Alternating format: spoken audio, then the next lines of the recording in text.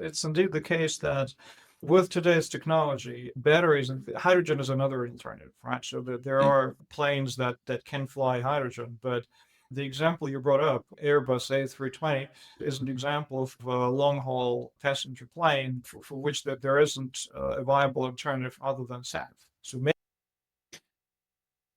Hi, everyone. Welcome to the Climate Confident Podcast. My name is Tom Raftery, and with me on the show today, I have my special guest, Alexei. Alexei, welcome to the podcast. Would you like to introduce yourself? thank you, Tom. I'm glad to be here. I'm Alexei Beltyukov, one of the three founders of Universal Fuel Technologies. Okay, and for people who might be unaware, what is Universal Fuel Technologies, Alexei? So we are a chemical technology company. Our technology called flexiforming can convert a pretty wide range of different things into renewable fuels or chemicals. And so that's the technology we're perfecting, developing, and proud of. Okay. Why?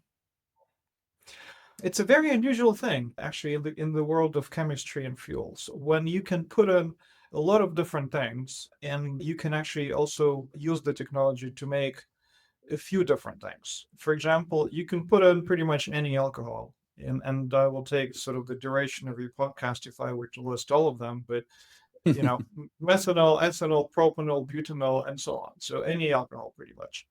You can put in any ether.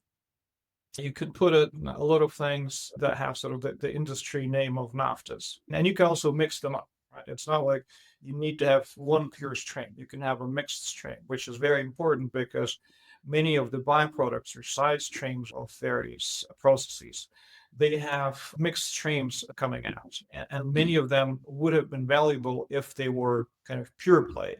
But since they're not, it is usually a trouble to purify them and process them. And we can take care of such streams without the need to split the sort of the individual molecules into individual slivers.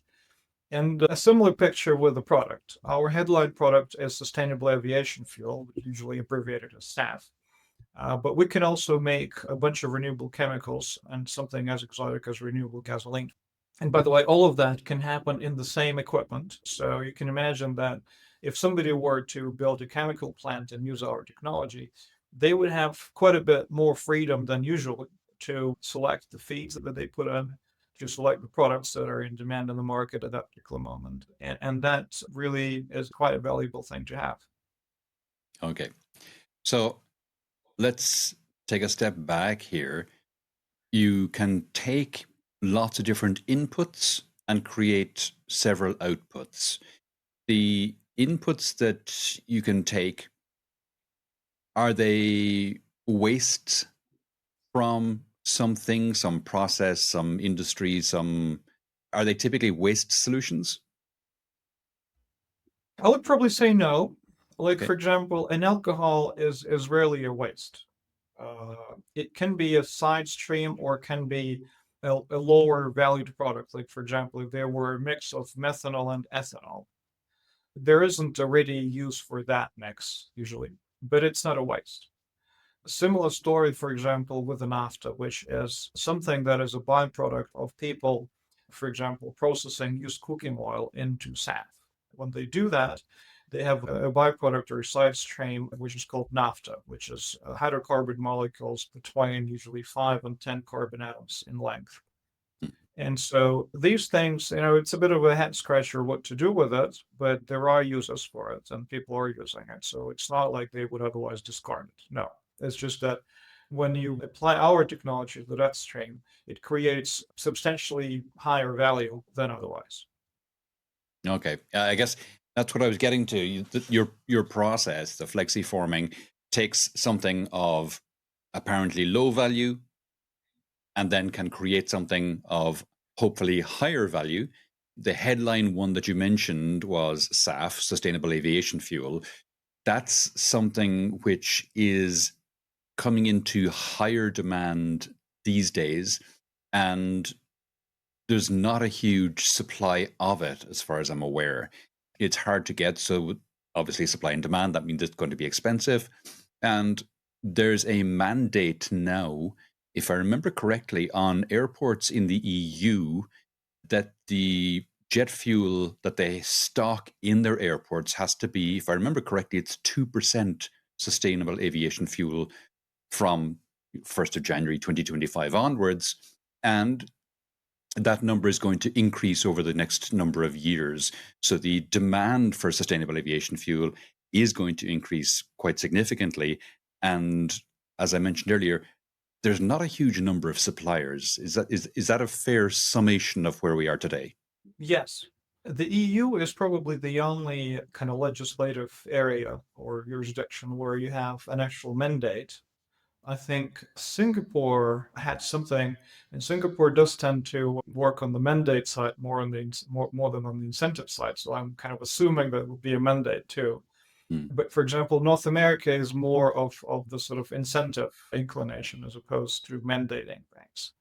So yeah, the EU is the largest jurisdiction out there that mandated the use of SAF. And you're right that the supply of SAF is currently very much less than the demand.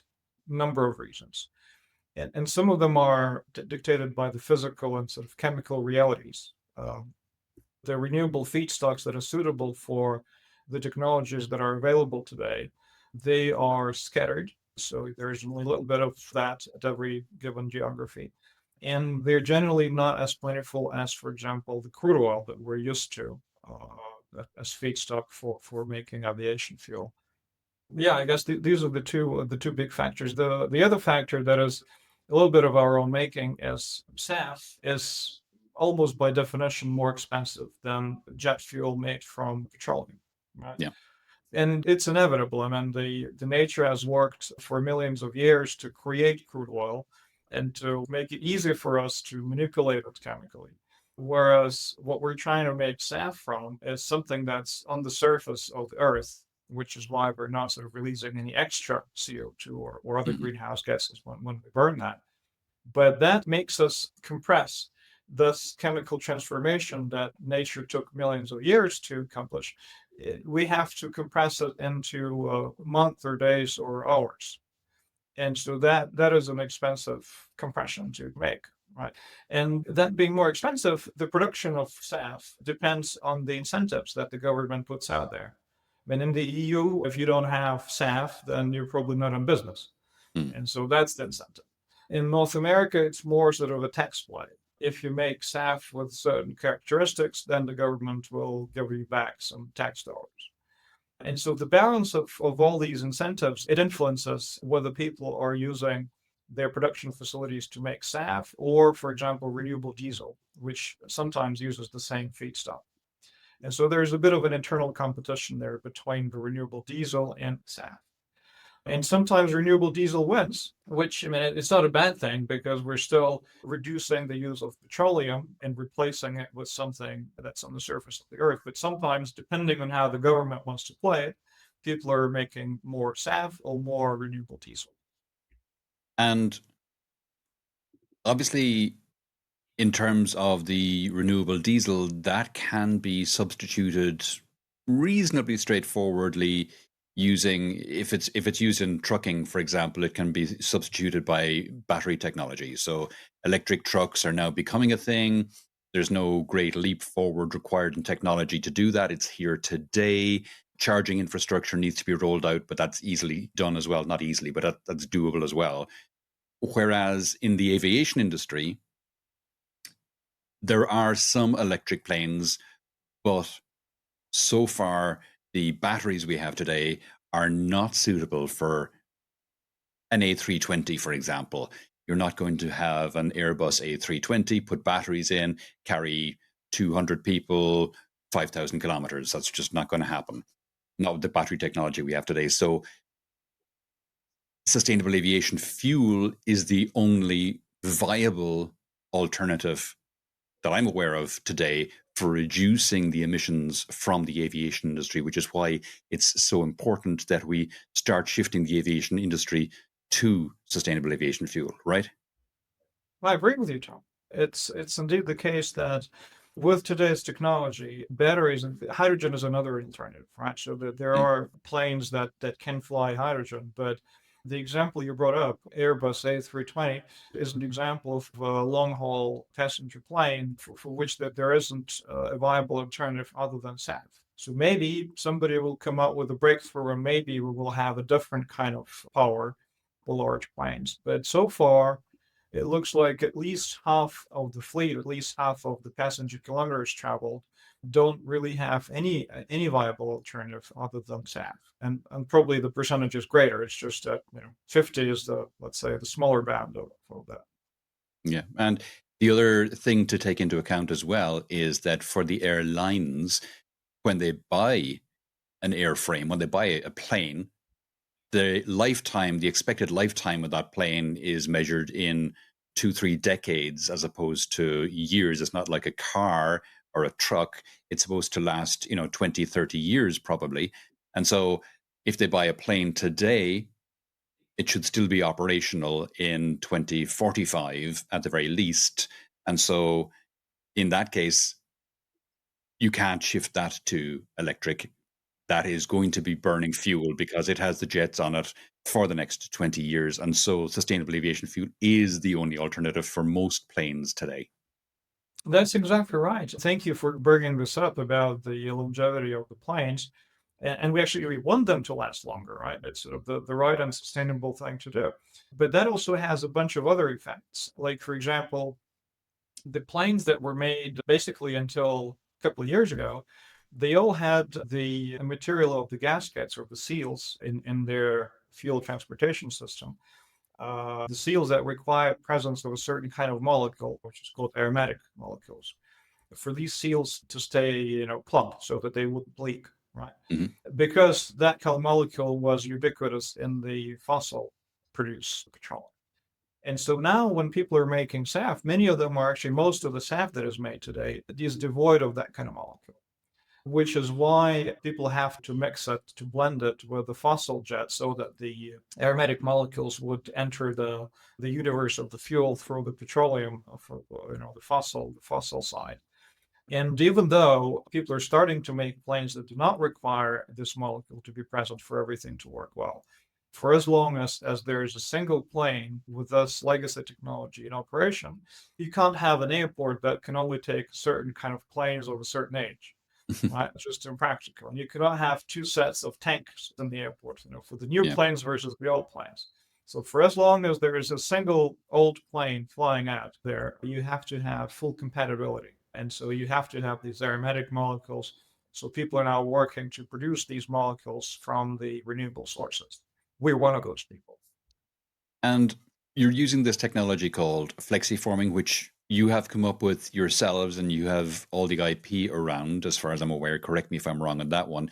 But can you explain in simple terms how it differs from traditional methods like Fischer Tropsch or HEFA? These are different technologies. Like, HEFA is different from Fischer Tropsch, as you're aware, right? Mm. So in HEFA, you take something like used cooking oil, ideally, and you put it under a certain temperature and pressure and add a lot of hydrogen to it. And then the molecules in the cooking oil transform themselves into molecules that are similar to what you would find in a fuel.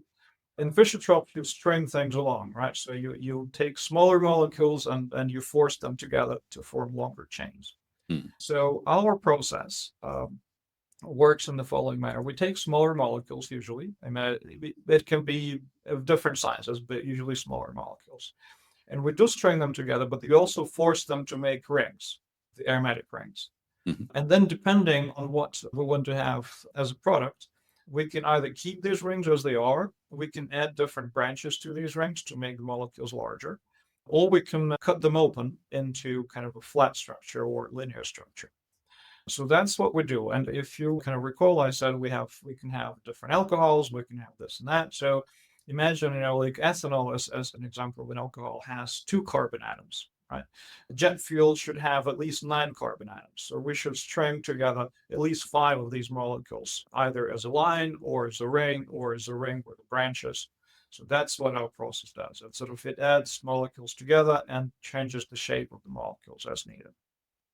And scaling up SAF production is obviously a huge challenge. One of the biggest challenges is probably feedstock availability.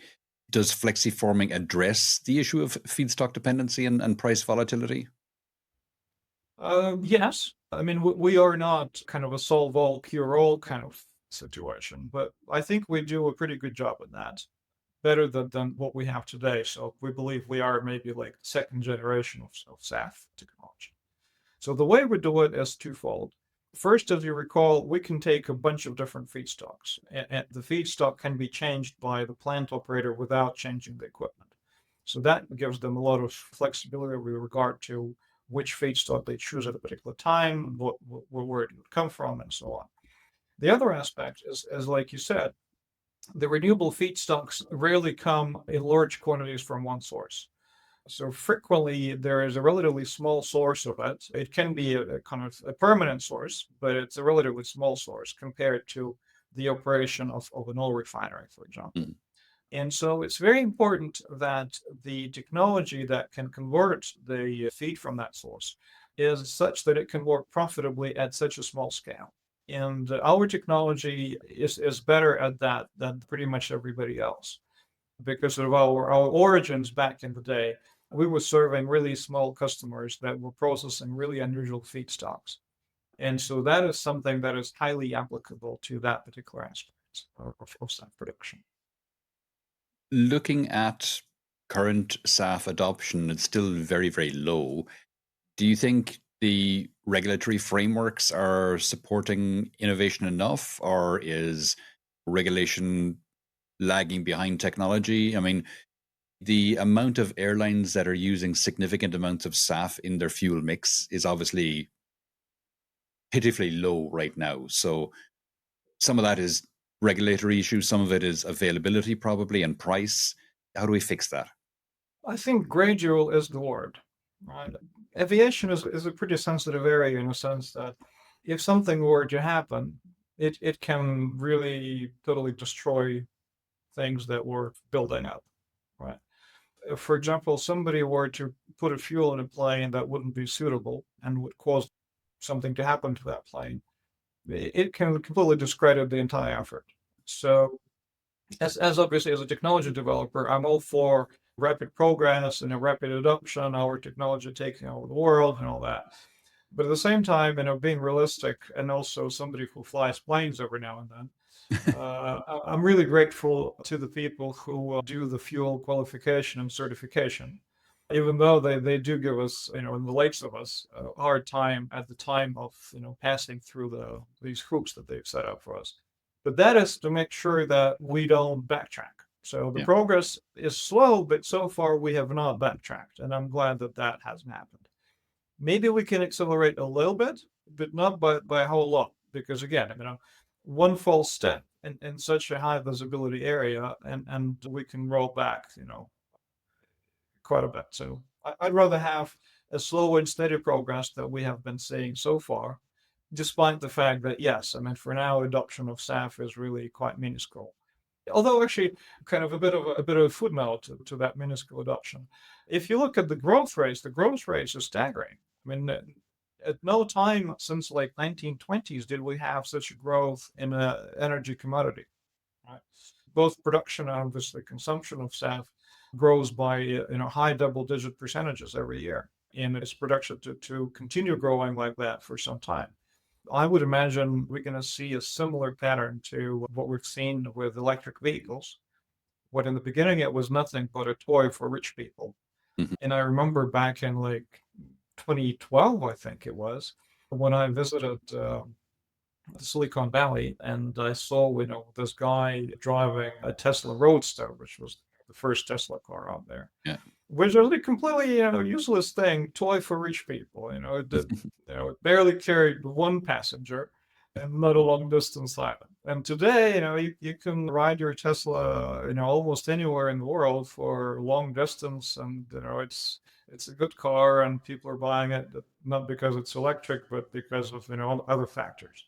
And Mm. so I'm thinking that we're set to experience the same trajectory with SAF. So for now, it's an exotic thing, and airlines say, "Oh, I'm putting this many gallons of SAF in my multi-ton kind of capacity tank," and everybody gets excited about the sort of notional addition of SAF. But as the technology grow, costs come down, regulations get perfected. People discover new feedstocks and new ways of converting these feedstock. Hopefully, we can play a little role in that. So over time, it's just gonna solidify and improve and just become commonplace. Of course, I'm flying some, Yeah. Yeah. but I Yeah. think people will start saying this probably within a decade. Interesting. In the last 10 years, we've seen the price of the batteries for electric vehicles drop by over 90%. And at the same time, their energy density has increased 3 to 4 fold. So, two things come out of that. First is, do you think you'll get a similar kind of learning curve and drop in price of SAF to the point where it would be competitive with traditional jet fuel, fossil fuel? And B, the other side of that is, if that technology in batteries keeps evolving the same way with the prices dropping and the energy density increasing, would that maybe take over from SAF? I think both factors can be at play. We haven't lived for 500 years, but we have lived for long enough to see, certain technologies take over completely from a level where they, were nothing but a scientific curiosity, Mm, like a computer or a mobile phone. Right? I mean, like, I understand you just like I grew without a mobile phone, right? yeah. Uh, and now, it's unimaginable. Some story with a computer. So probably both is going to be the case. So I think that both the chemical technologies will go and improve, and will have a downward cost trend on just the production of SAF from different feedstocks and different ways and so on. And I'm hopeful that the battery manufacturers will also, and the battery scientists will improve their product too. So we'll in the end have a competition between the two options, and who knows what's going to win. Yeah. If they put like a portable nuclear reactor in a plane, maybe could be better than SAF. So, do you think consumer awareness of sustainable aviation fuels could influence airline choices in the future? Because I suspect the consumer awareness of sustainable aviation fuels today is very low. But I Mhm. suspect also because people, they like to make the right sustainable choice very often. And so if there was more consumer awareness of sustainable aviation fuels, do you think that that would again put a bit more pressure on the airline industry to adopt more sustainable aviation fuels?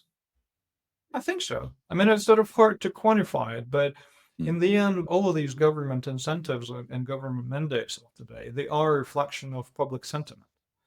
And so if the sentiment grows stronger and the vector of it is pointed in a particular direction, I'm sure that both the governments are, the slowest actor usually out there. Businesses will react. Right? Like quite recently, I got a call from a chemical manufacturer saying that there are no incentives for making sustainable chemicals whatsoever anywhere in the world today. wow. But we have customers who demand sustainable plastics and who are prepared to pay a premium quite regardless of any government situation. Because they're end users, they really like buying products that have this sustainability, air. And the discussion started about whether we can make these chemicals from renewable sources at a particular price point. Mm. So definitely educating the public, making people more aware of how their choices influence the whole sort of CO2 or greenhouse gas balance on the planet is definitely a worthy undertaking. Looking ahead, what excites you most about the future of sustainable aviation fuels over the next 5 to 10 years? I think it's sort of this attitude of back to basics, back to business. Again, like we've seen with the electric cars. We are, I think, at the peak, or maybe already over the peak of the initial excitement of, wow, this is a curious thing we can produce without waiting for a million years. Now it's back to, okay, who can make it cheaper? Who can make a better quality product?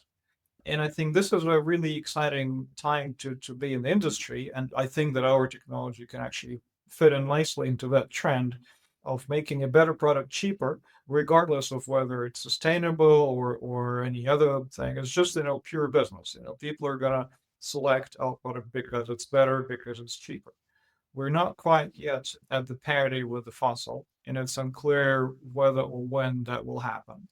But we certainly need to race to the lower cost of production of any energy source, including SAF. What's your own business model? It's not selling SAF, right? Is it selling, licensing the technology to people who can use the technology to create sustainable aviation fuel?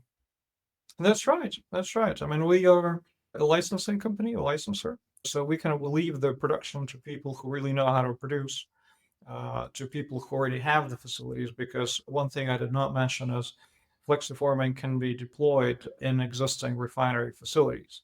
And so obviously we would love to sell the technology to people who already have these facilities and don't need to invest and also don't need to scrap this because, as they decarbonize, some of these facilities become obsolete and not needed. And we do what we do best. We perfect the technology, we do the science, and we kind of are the translators of the science into the industrial space. Okay, very good. A left field question for you.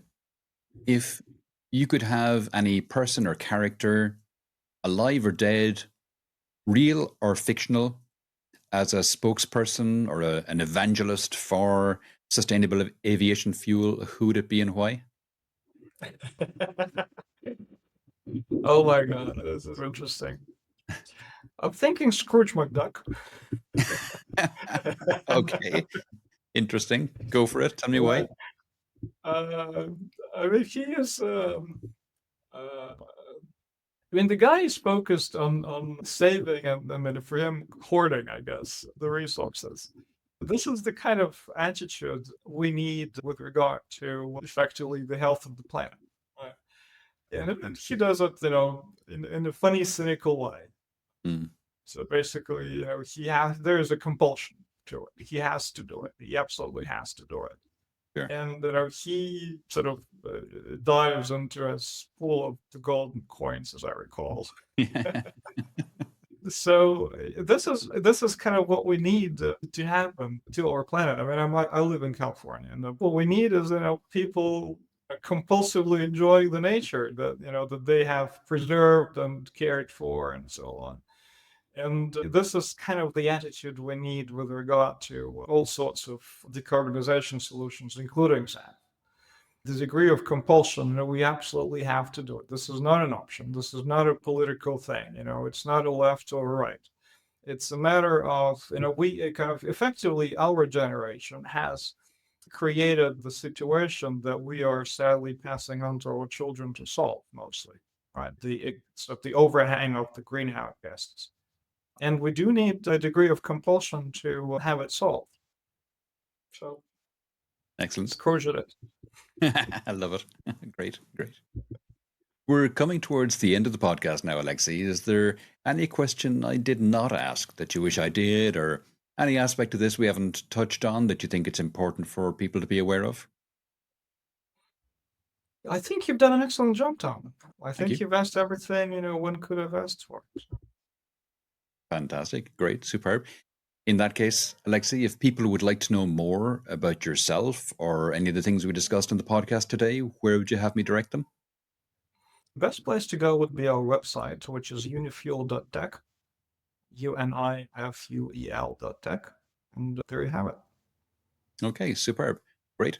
Alexei, that's been fascinating. Thanks a million for coming on the podcast today. Thank you so much, Tom. Thank you.